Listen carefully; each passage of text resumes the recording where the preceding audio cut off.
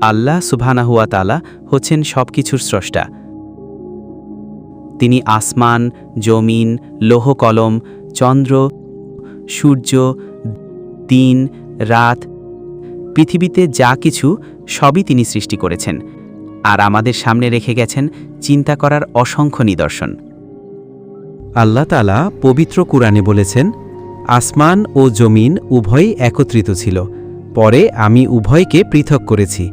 সূরা আম্বিয়া আয়াত ৩০।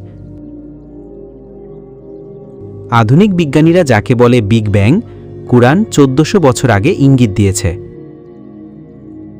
আল্লাহ তাআলা পবিত্র কুরআনের অন্য আয়াতে বলেন, তিনি পৃথিবীকে বিস্তৃত করেছেন, তাতে পাহাড় স্থাপন করেছেন এবং নদী প্রবাহিত করেছেন।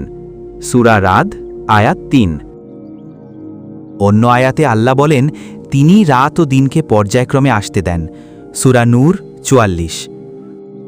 সূর্য নিজ কক্ষপথে চলছে আর চাঁদের জন্য নির্ধারিত ধাপ রয়েছে। সূরা ইয়াসিন ৩৮-৩৯।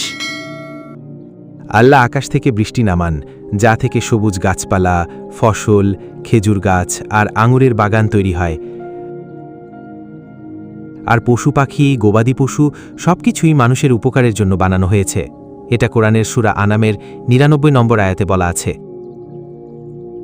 সূরা রহমানের অন্য আয়াতে বলা হয়েছে, তিনিই মানুষকে সৃষ্টি করেছেন মাটি থেকে, তারপর শুকনো কাদামাটির মতো মৃত্তিকা থেকে। তারপর আল্লাহ আদমকে সৃষ্টি করেন এবং তাকে জান্নাতে স্থান দিয়েছিলেন। আল্লাহ বলেন, তোমরা কি আসমান ও জমিনের সৃষ্টির দিকে তাকাও না? প্রতিটি সৃষ্টি মানুষের জন্য এক একটি শিক্ষা এবং নিদর্শন। আল্লাহ আসমান ও জমিন সৃষ্টি করেছেন উদ্দেশ্যহীন নয়, বরং মানুষের পরীক্ষা হিসেবে। তিনি দেখতে চান কে ভালো আমল করে। আসুন আমরা আল্লাহর এই মহাশক্তিকে স্বীকার করি, তার ইবাদত করি এবং কৃতজ্ঞ হই। নিশ্চয়ই সফলতা তাদের জন্য যারা আল্লাহকে ভয় করে।